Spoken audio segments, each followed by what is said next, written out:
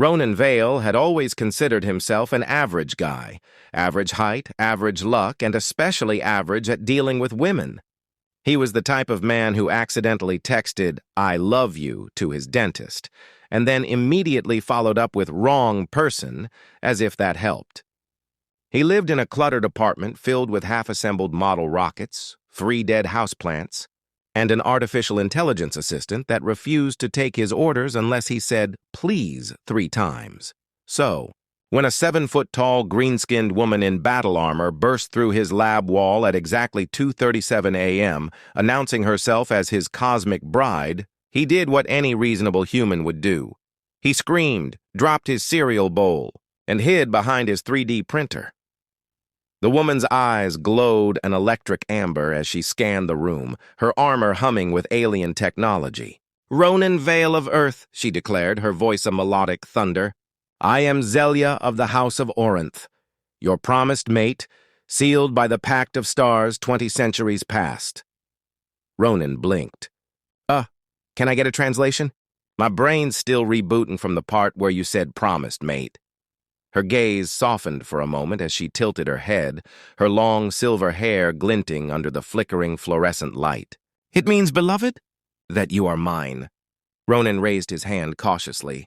"Okay, I see where the confusion is. You're clearly gorgeous and possibly radioactive, but I think you've got the wrong—" She was suddenly in front of him. No sound, no blur, just instant proximity, like reality had skipped a frame. Her armored hands rested on his shoulders, her breath warm with the faint scent of ozone and wild fruit.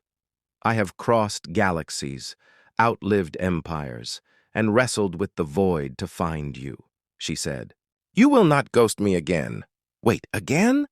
Her expression flickered, somewhere between fury, heartbreak, and the look of someone who just discovered you unfollowed them on every social platform. "The ancient records state you vanished before our bonding ritual," she explained. "I have waited 2 millennia. You left me to fend off 12 suitors, 3 wars, and a particularly persistent black hole," Ronan sputtered. "Lady, I wasn't even alive 2 millennia ago. I barely remember high school prom." Her eyes narrowed. "Prom?" He rubbed the back of his neck. Primitive Earth bonding ritual. Lots of bad dancing and emotional regret." Zelia leaned in closer. So it was a ritual. He opened his mouth to correct her, then thought better of it. Over the next half hour, Ronan learned 3 crucial facts. Zelia was indeed an alien warrior from a civilization so old they considered the Roman Empire a decent warm-up act. According to her people's legends, her soul was bound to a being whose genetic echo had reappeared in him.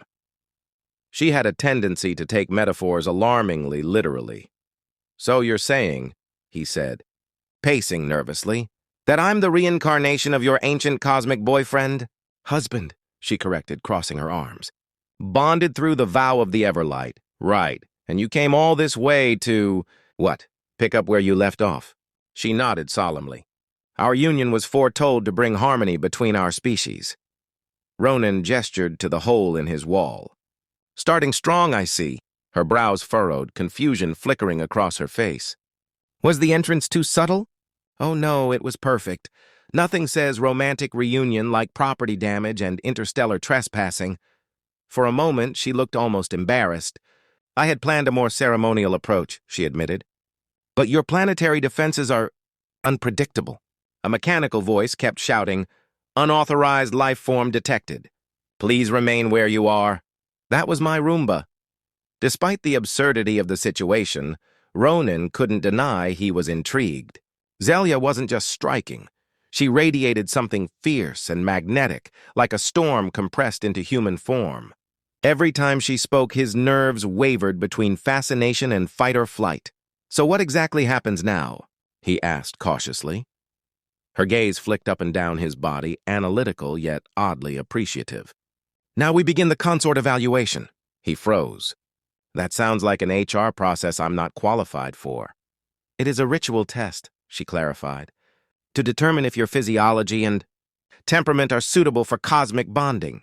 Ronan raised an eyebrow. "Temperament? You must demonstrate strength, intellect, and emotional resilience, and perhaps a few Other qualities. She stepped closer again, her tone dripping with meaning. Ronan's brain short-circuited. Okay, hold up. I'm not saying no, I'm just saying Earth customs usually involve dinner first. Dinner, she repeated thoughtfully. A form of pre-bonding nourishment exchange? Yeah, exactly, he said, relieved. Maybe something simple. Pizza noodles? Excellent. I shall hunt this pizza. Where does it dwell? In the freezer, or at Luigi's down the street. You don't need to hunt it. Her eyes gleamed with warrior intensity.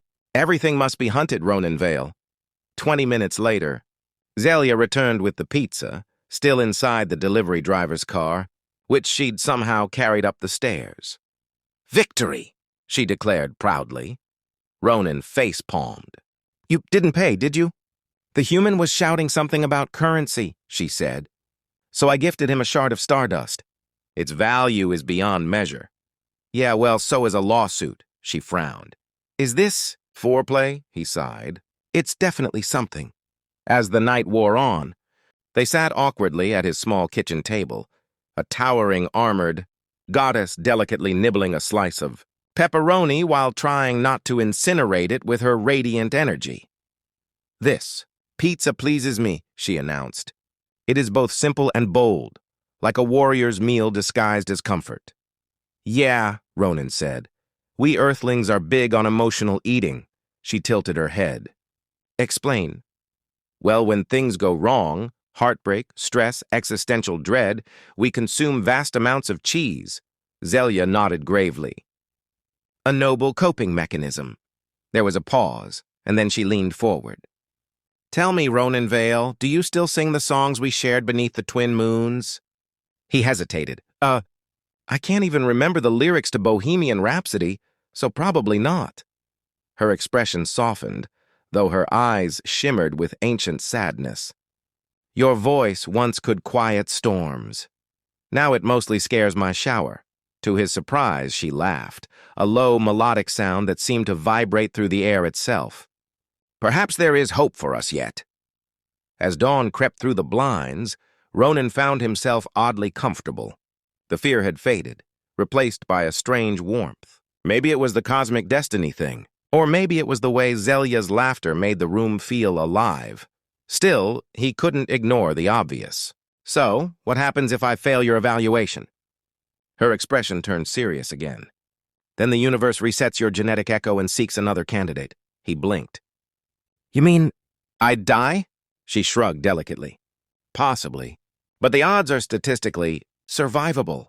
Define survivable. She smiled faintly. For you? 50-50, Ronan groaned. Great. So it's like online dating all over again. Later that morning, Zelia wandered around his apartment, poking at Earth technology with the same fascination one might reserve for exotic insects. This device, she said, pointing to his coffee machine, creates warmth and aroma from darkness. It's coffee. It creates humanity from nothing. And this, she gestured at his gaming console, is a training simulator? Exactly, Ronan said, straight-faced. We use it to sharpen our reflexes, build teamwork, and occasionally yell at 12-year-olds. Her eyes brightened. Then you are already a warrior. He smirked. Yeah, sure. Digital champion of Doritos and Mountain Dew. She looked genuinely impressed. The dew of mountains. A rare elixir? Very. At some point, Ronan realized he was smiling too much for a man whose life had been upended by a time-traveling alien fiancé. There was something disarming about Zelia, the way she balanced raw power with genuine vulnerability. She wasn't just a warrior. She was a being out of place, out of time, trying to reconnect with a love she refused to believe was gone. Hey, he said softly. You ever think, maybe your prophecy got it wrong? She looked up sharply. Prophecies are eternal. Yeah, but people aren't. Maybe I'm not the guy you think I am. Her eyes met his, and for a moment the confidence faltered. Then why? She asked quietly. Does my heart remember your voice? Ronan didn't have an answer. So instead, he reached for a second slice of pizza, because nothing on Earth prepared him for emotional alien bonding before breakfast. As Zelia studied him across the table, her gaze softened into something curious. almost human. "Ronan Vale," she said. "Perhaps your humor hides your courage," he grinned. "Or maybe it's just cheaper than therapy." That earned another laugh. He didn't realize it yet, but that was the moment something shifted. In the air, in his chest, maybe in the whole ridiculous arc of destiny. For the first time, the idea of being the cosmic husband of a 2,000-year-old alien didn't sound completely insane, just mostly insane, and that, for Ronan Vale, was progress. By the next morning, Ronan Vale had learned two important truths. An alien warrior princess doesn't understand the concept of personal space. His life would never be normal again. When he woke, he found Zelia standing over his bed, fully armored, holding his hairdryer. The machine hummed in her grip, glowing red. "Explain this weapon," she demanded. "That's not a weapon," he croaked, sitting up. "That's for drying hair." She squinted at the nozzle. "You use this to dehydrate your enemies?" "Only on bad hair days." She frowned, turned it on again, and promptly incinerated a pillow. Ronan sighed. "We're going to need a crash course on Earth etiquette." Breakfast was a cultural exchange disaster. He made toast. She made something that looked like liquid lightning. When he asked what it was, she smiled proudly and said, "Distilled plasma nectar, a beverage of champions." He tried a sip. He immediately reconsidered every life decision he'd ever made. "It tastes like licking a power outlet," he wheezed. Zelia nodded thoughtfully. "Then it is working." Still, she was trying. Every few minutes, she'd ask about Earth customs with genuine curiosity. If loud music was a mating call, why humans put tiny trees inside houses during winter, and why his refrigerator had more condiments than actual food. Ronan explained, badly, that humans expressed affection through awkward conversation, overpriced gifts, and pretending to enjoy each other's hobbies. She considered this gravely. "In my culture, we simply wrestle until one yields." He smiled. "Yeah, that tracks with most human relationships, too."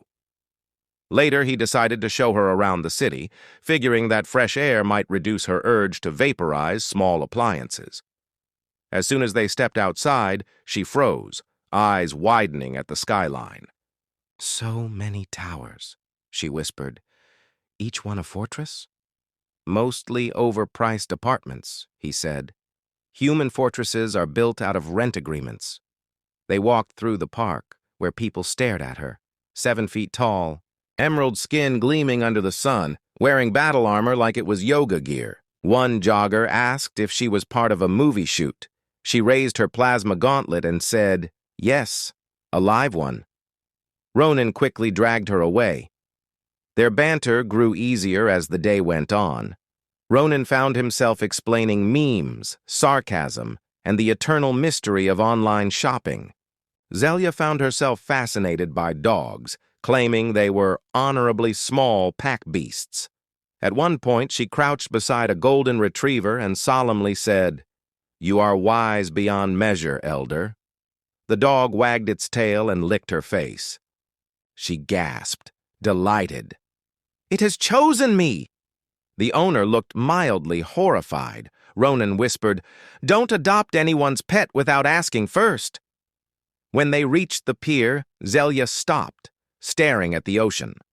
The wind rippled across her hair, silver against the blue horizon. "I have missed this world," she said softly. "It's chaos. It's scent." Ronan blinked. "You've been here before?" She nodded. 1,000 lifetimes ago, when the stars were closer and the seas sang louder. We danced here once, you and I." He wanted to joke, to keep things light, but something in her tone silenced him. "I don't dance," he said finally. "You did," she murmured, smiling faintly. "Badly, but with conviction." He laughed. "Yeah, sounds like me." For a moment, they simply stood there, the human who never believed in destiny, and the alien who'd crossed galaxies for it. Back at his apartment that evening, Zelia insisted on performing the evaluation trials. Ronan had imagined something scientific, maybe physical tests, mental puzzles. He was wrong. First trial. Test of strength. She handed him a small, glowing sphere. Crush it, he tried. It hummed, warm and solid, like holding a miniature sun. After a minute of grunting, he managed, "I think it's winning." She nodded approvingly. "Your honesty is noted." Second trial. Test of intellect. She projected a holographic puzzle into the air, shifting symbols and colors like a cosmic Rubik's Cube. Ronan stared for 10 minutes, then flipped it upside down. The puzzle blinked and dissolved. Zelia gasped. "You solved it by surrendering?" "Yeah," he said. "I call it the give up and hope it counts strategy." She looked impressed. Clever. Third trial. Test of emotional resilience. Without warning, she stared straight into his eyes and said, "I no longer love you." Ronan blinked. Okay? That escalated fast." "This is the test," she said solemnly. "How does that make you feel?" He shrugged. "Honestly, relieved. I was worried we'd have to file alien divorce papers." She burst out laughing, nearly doubling over. "Your humor is your armor," she said finally. "You pass." As the night deepened, they sat on the floor surrounded by the glowing remnants of alien artifacts and empty pizza boxes. "Ronan Vale," Zelia said softly, "you have changed. You are fragile but not weak. You jest but not cruelly. Perhaps the universe chose well." He smiled. "And you're terrifying but kind of adorable. I think we're even." Her eyes glowed faintly as she leaned closer. Adorable. Is that a warrior rank? More like a compliment.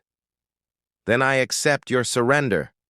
She didn't understand the words, but the way she said them made him laugh, and something inside him warm. Later, as they prepared for sleep, she insisted on standing guard beside his bed in case of nocturnal ambush. Ronan couldn't help but ask, "Zelia, what happens if your people find you here?" She looked distant. "They will try to return me. They believe I have gone mad, chasing ghosts and myths." He hesitated. "And have you?" She smiled sadly. "Perhaps. But if madness leads me to you, I will embrace it." Ronan didn't know how to respond. So he muttered, "You're really bad for my blood pressure," and turned over. But he didn't sleep right away. Because even through the absurdity and cosmic chaos, a part of him, the quiet, hopeful part, wanted to believe her. At dawn, he woke to the sound of humming. Zelia was at his window, watching the sunrise, her armor faintly reflecting gold. "This world," she said, almost to herself. "It breathes slower. It forgives." "Forgives what?" he asked groggily. "Time," she replied. "Loss. Even us." He stood beside her. For a moment, their reflections merged in the glass, human and alien, two silhouettes caught between past and future. "So," he said, breaking the silence, "what's the next step in this cosmic courtship?" She turned to him with a teasing smile. "You must prove you can protect your mate." "Against what?" Her expression grew mischievous. "Laundry." "What?" "The beasts of lint and static await." She gestured to his overflowing hamper. "You will face them bravely, and I shall observe." Ronan groaned. "Of course. My destiny is domestic." "Every hero must start somewhere," she said solemnly. By mid-morning, his apartment looked like a small tornado had visited. Zelia insisted on helping, but her help included vaporizing dirty socks and declaring war on the vacuum cleaner. "Victory!" she shouted as the vacuum exploded. Ronan coughed through the smoke. You just blew up my carpet. She grinned proudly. It surrendered honorably. Despite the chaos, Ronan couldn't stop laughing. He hadn't laughed this much in years. Not the nervous kind. Genuine, helpless laughter that made his ribs hurt. And every time he did, Zelia's eyes softened, as if each sound healed something ancient inside her. That night, as they sat side by side on the couch watching an old sci-fi movie, she turned to him. "These stories," she said, "they make your people believe they are small. But you are vast, Ronan Vale. You carry infinity in your humor." He swallowed hard. "You know, you really have a way with words." "I have had 2,000 years to practice," she said quietly. They watched the credits roll in silence. Then, almost shyly, she asked, "Will you teach me to dance again?" He hesitated, then stood and offered his hand. "No promises about style," he warned. "Style is irrelevant," she said. "Only rhythm of heart matters."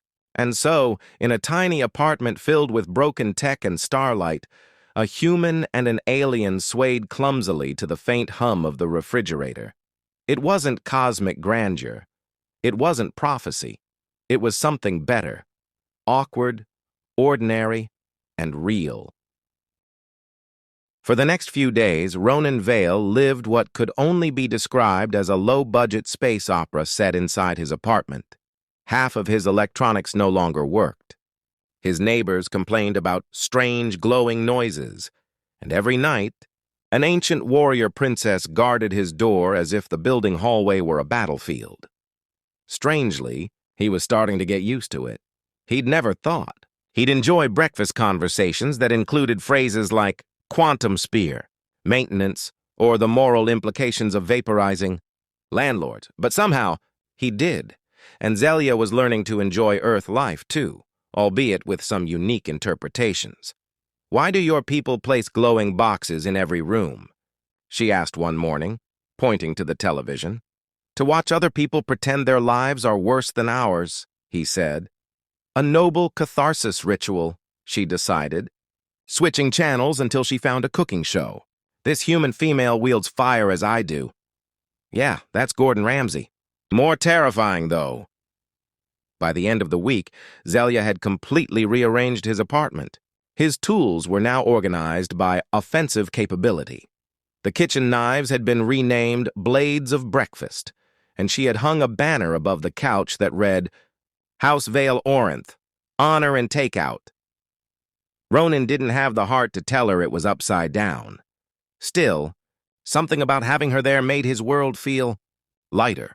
He was laughing more, thinking less, and, though he'd never admit it out loud, feeling weirdly protective of the alien who could probably bench press a tank.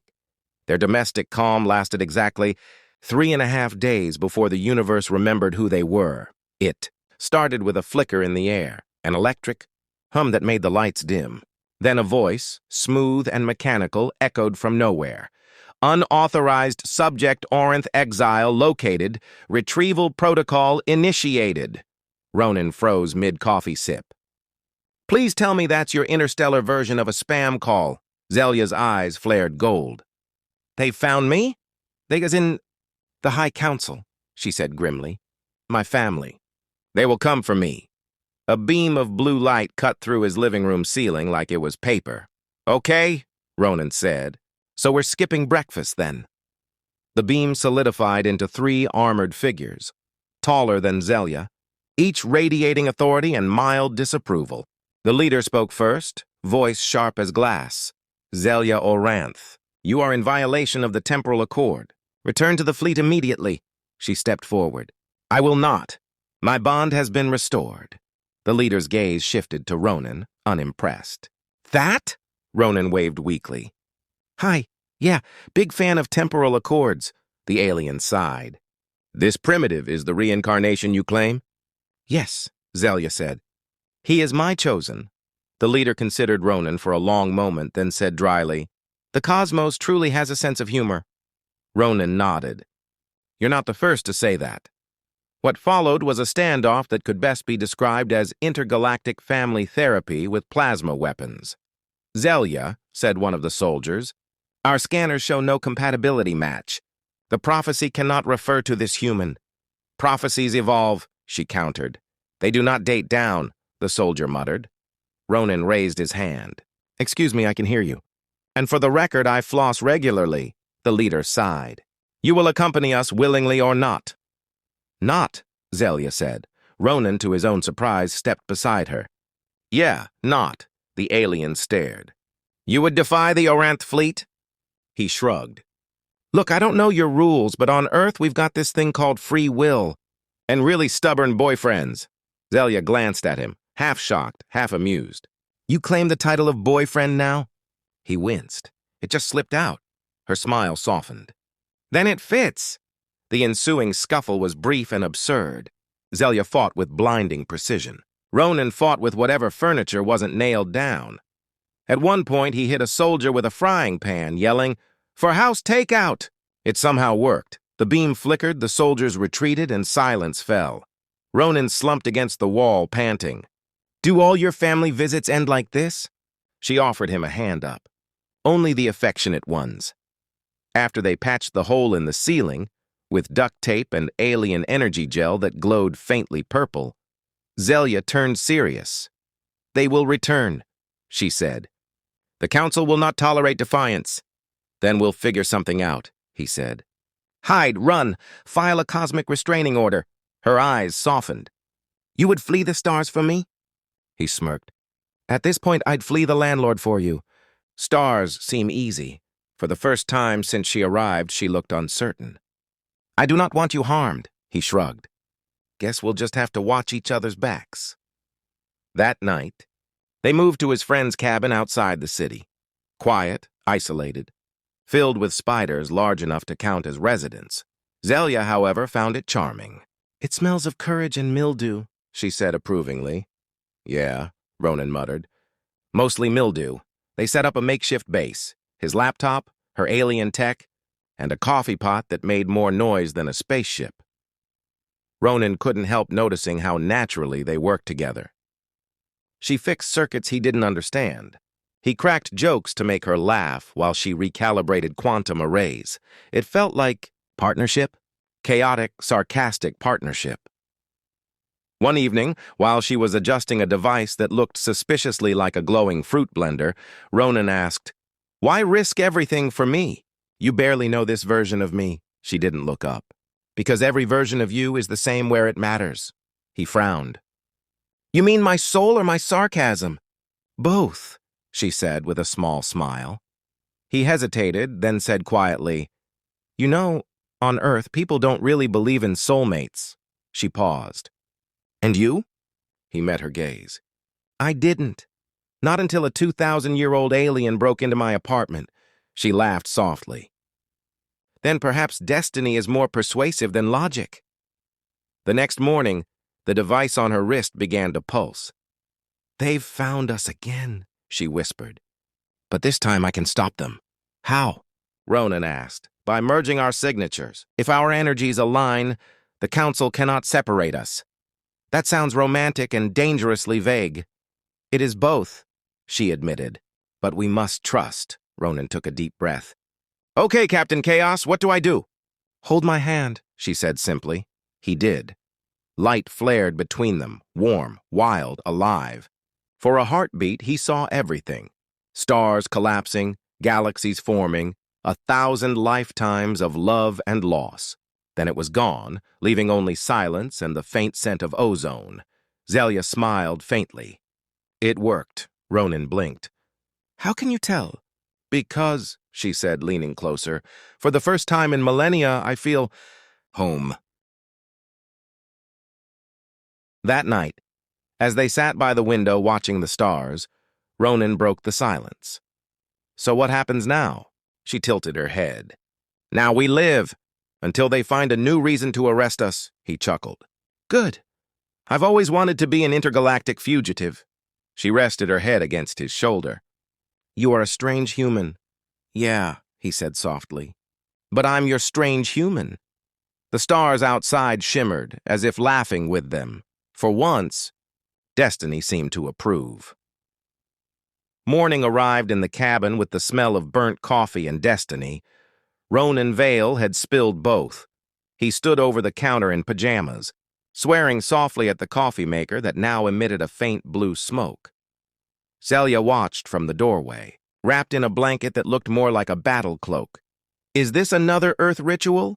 she asked. "Yes," he said grimly. "We sacrifice caffeine to appease the gods of Monday." She nodded in solemn respect. "May they grant you strength," he laughed, shaking his head. 2 weeks ago, he'd been an overworked engineer who couldn't keep a cactus alive. Now he was living with a cosmic warrior who took sarcasm as scripture, and somehow it fit. Their peace lasted exactly 6 minutes. A thunderous ripple tore through the air outside. The trees bent, the sky shimmered, and a massive projection appeared overhead. A face of light and authority. "Zelia Orinth," the voice boomed. "You have violated temporal code and bonded with a pre-ascended species. Stand down or Earth will be quarantined," Ronan groaned. "Can't we have one morning without someone threatening the planet?" Zelia's expression hardened. "They bring the tribunal." Sounds bad. "It is the cosmic equivalent of your mother and every government showing up at once." They stepped outside. The clearing was filled with energy distortions. 3 floating vessels the size of mountains hovering in low orbit. Ronan squinted. "Well, at least they're punctual." A smaller ship descended, landing with a hiss of silver vapor. From it emerged the same council envoys they'd fought before, now joined by a figure draped in white light. "High Chancellor Myros," Zelia murmured. "My mentor," Ronan whispered. "Great. Maybe he just wants to talk." "Unlikely," she said. "He carries the staff of verdict." Could still be decorative. Myros raised the staff. The clouds responded. "Zelia Orinth, you endanger the balance of the stars. Release the human and return." She stepped forward. No, the prophecy did not lie. It changed. He is proof. The Chancellor's gaze fell on Ronan. "You? The echo of the lost consort?" Ronan gave an awkward wave. "In the flesh, mostly." The alien studied him. "You are small." "Yeah, I get that a lot." The standoff might have ended in tragedy if Ronan hadn't decided that silence was unbearable. "Okay," he said, hands raised. "Look, I don't know your laws or your cosmic spreadsheets, but maybe the universe isn't broken. Maybe it just—" "Updated," the Chancellor frowned. "Updated?" "Yeah, new version. Patch notes, added humor, reduced arrogance by 50%. A ripple of confusion went through the soldiers. Zelia bit back a grin. He went on, voice steady. "You all worship destiny, right? Maybe destiny's sense of humor is the reason she found me. Maybe love isn't bound to physics or prophecy. It's a bug the universe refuses to fix." Silence. Then, unexpectedly, laughter from the Chancellor himself. "A bug in the code of creation," he mused. "Interesting metaphor, little human." Zelia squeezed Ronan's hand. "He understands humor. There is hope." But the Chancellor's smile faded. "The law still stands. The bond cannot exist without consequence. Your union destabilizes time itself." "Define destabilize," Ronan said carefully. "Rifts, paradoxes, possibly spontaneous musicals." Zelia gasped. "Not the musicals." The Chancellor raised the staff. Light coiled around them. "One of you must renounce the bond." Ronan looked at Zelia. "If you go, what happens?" "I forget you," she whispered. "Every memory erased. My heart would be—" "Reset," he swallowed hard. "And if I go?" "You cease to exist entirely." He winced. Wow, cosmic breakups are intense. She stepped in front of him, armor flaring. "Then I choose to remember. Even if it ends worlds." Ronan's voice broke. "Zelia, don't—" She turned, smiling softly. "You taught me laughter, Ronan Vale. That is worth any universe." The staff pulsed brighter, energy swirling around them. Ronan did the only thing he could think of. Something monumentally stupid. He grabbed the staff. "Human, no!" Too late. Light exploded, wrapping both of them in brilliance. They fell through visions, stars spinning backward, time unraveling. Ronan heard her voice through the chaos. "Hold on to something real!" He clung to her hand. Like what? Like me. When the light cleared, they were no longer in the forest. They stood on a vast plain of starlight, the in-between where time paused to take notes. A figure appeared, neither male nor female, shimmering like all colors at once. The embodiment of the Everlight. Your bond challenges the code, it said, voice echoing through everything. Why should existence bend for you? Ronan exhaled. Because existence wrote terrible romance rules. Zelia added, because love, like gravity, doesn't ask permission. The figure regarded them for a long, impossible moment. Then, with a smile that could move galaxies, it said, so be it. The light folded inward, and they fell back to Earth. They landed in the same clearing. The ships were gone. The sky was calm. The world was intact. Ronan groaned, brushing dirt from his face. Please tell me we didn't just get deleted and reinstalled. Zelia touched her wrist device. It flickered green. The council has withdrawn. The bond was sanctioned, he blinked. Wait, really? They granted us status as a protected anomaly, she said. A fancy way of saying we don't understand it, so we'll allow it, Ronan grinned. That's basically how my parents described my dating life. Days passed. The cabin became home. They rebuilt what they'd burned. Learned to coexist, her ancient calm balancing his chaotic optimism. She taught him meditation that slowed his heartbeat to match the rhythm of distant stars. He taught her karaoke. The first time she sang, every light in the cabin flickered. The power of your voice is impressive, he said. She frowned. Was I off key? Just enough to reboot reality. They laughed until sunrise. One evening, as they watched the sky, Ronan said quietly, So, we saved the universe? Zelia smiled. No, we reminded it how to laugh. He turned to her. That's close enough. She leaned against him. What will you do now, husband of 2 millennia? He considered. Probably laundry. She laughed, a sound that still felt like starlight. Then I shall guard you from the lint beasts. As the constellations shifted above them, Zelia traced one finger through the air, leaving a faint trail of light. It is done, she whispered. The bond endures. Ronan squeezed her hand. Guess forever's not as long as it used to be. On the contrary, she said. Forever just got interesting. They stood together, small and human and infinite, while the universe hummed approvingly around them, and somewhere, in the vast cosmic ledger, a note appeared. Exception logged. True love detected. System will allow it. If you enjoyed this tale of cosmic mischief and interstellar affection, share it, laugh about it, or imagine your own impossible pairing. Because somewhere in the chaos of the universe, destiny is probably laughing too.